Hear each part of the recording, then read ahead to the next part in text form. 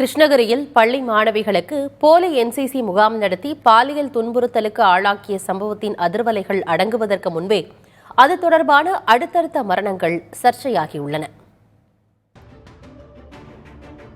கிருஷ்ணகிரி மாவட்டத்தில் போலி என்சிசி முகாமில் பாலியல் வன்கொடுமை நடந்ததாக ஆகஸ்ட் 16ஆம் தேதி புகார் அளிக்கப்பட்டது.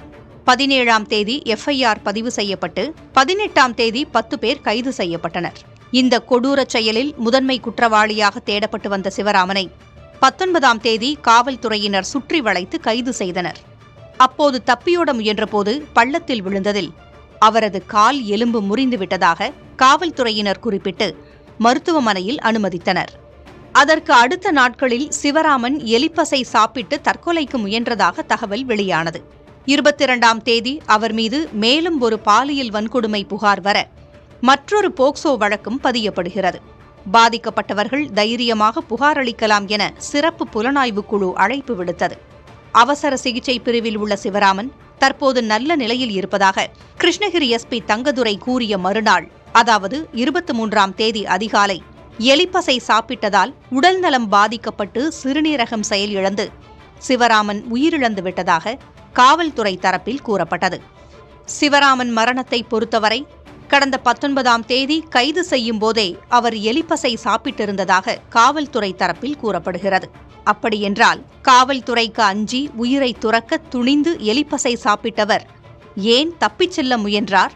அப்படியே ஓட முயன்றாலும் எலிப்பசை சாப்பிட்டவுடன் எந்த பாதிப்பும் அவருக்கு ஏற்படவில்லையா?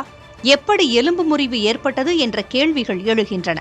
மறுபுறம் காவல்துறை கைது செய்த பிறகு மருத்துவமனையில் அனுமதிக்கப்பட்ட சிவராமனுக்கு உரிய விஷமுறிவு மருந்து அளிக்கப்பட்டதா என்ற கேள்வியும் எழுந்துள்ளது. மூக்கு வழியா டியூப் போட்டு அந்த வயிற்றுல நீர் மூலியமா சுத்தம் பண்றது, இல்ல சார்கோலால அந்த பாய்சனை கொஞ்சம் அதனோட டோஸ் உடம்புல அப்சார்ப் ஆகாம அதனோட டோஸை கம்மி பண்ண முடியும். அடுத்த ஸ்டேஜ்னு பாத்தீங்கன்னா நம்ம பிளட்ல மானிட்டர் பண்ணிட்டே லிவர் டேமேஜ் கம்மி பண்றதுக்கு பிளாஸ்மா எக்ஸ்சேஞ்ச்ன்ற சிகிச்சை இருக்கு. ஸோ அந்த ரத்தத்தை சுத்தம் பண்ணி ஃபர்தரா டேமேஜ் ஆகாம காப்பந்து பண்ணலாம். பட் ஒரு ஸ்டேஜுக்கு மேல பிரெயின் அஃபெக்ட் ஆக ஆரம்பிச்சு, மற்ற உறுப்பெல்லாம் அஃபெக்ட் ஆக ஆரம்பிச்சிடுச்சுன்னா அடுத்தது லாஸ்ட் ஸ்டேஜ் தான். ஸோ அது லிவர் திரும்ப ரெக்கவர் ஆக முடியாத ஸ்டேஜுக்கு போயிடுச்சுன்னு that's final stage, liver failure சொல்லுவாங்க. ஸோ அந்த ஸ்டேஜ்ல நம்ம லிவர் டிரான்ஸ்பிளான்ட் அந்த லிவரையே மாற்றக்கூடிய ஸ்டேஜுக்கு போகும். ஸோ ஆரம்பத்திலே வந்துட்டாங்கன்னா அந்த பிளாஸ்மா எக்ஸ்சேஞ்சில் நம்ம முடிஞ்ச அளவுக்கு பிளட்டை சுத்தம் பண்ணி அந்த பாய்சனோட சீரியஸ் எஃபெக்ட்ல மீள முடியும், பேஷண்ட்டை காப்பந்து பண்ண முடியும். மருத்துவர் செந்தில் ஞானசேகரன் கூறுவது போல சிகிச்சை வழிமுறைகள் சிவராமனின் உயிரை காக்க பின்பற்றப்பட்டதா என்ற விளக்கத்தை காவல்துறைதான் அளிக்க வேண்டும்.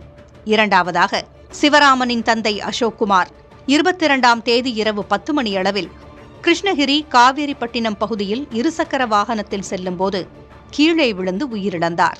அவர் இருசக்கர வாகனத்தில் செல்லும்போது தானாகவே நிலை தடுமாறி விழுந்து பலத்த காயமடைந்து உயிரிழந்ததாக சிசிடிவி காட்சிகளை வெளியிட்டு காவல்துறை விளக்கமளித்துள்ளது.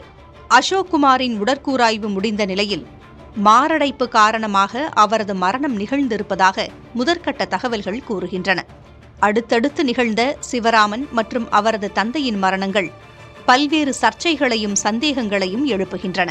இவை எல்லாவற்றுக்கும் உடற்கூராய்வு அறிக்கை மூலமும் காவல்துறை மற்றும் சிறப்பு புலனாய்வு குழுவின் விசாரணையிலும் பதில் கிடைக்கும் என்று நம்பலாம்.